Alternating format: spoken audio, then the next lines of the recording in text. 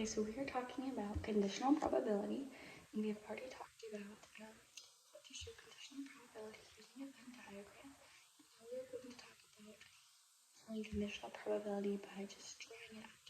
So for our problem here, is a coin is tossed twice, and what is the probability that both times it lands on heads, given that the first time it landed on heads?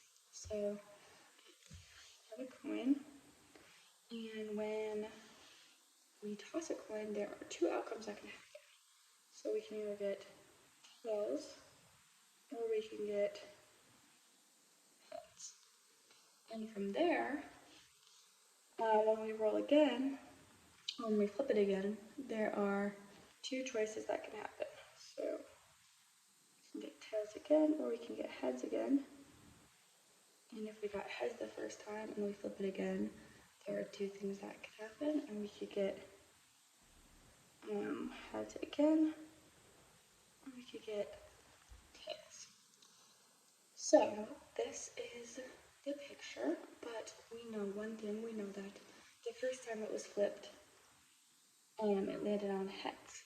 So we can get rid of this whole top part, because this top part tells us that the first time it was flipped was tails, but we're just focusing on the first time it was flipped, it was heads. So based off of this, we have two outcomes, and only one of them is the coin landing on heads for a second time. So the probability that this coin lands on heads both times, given that it landed on heads the first time, is 1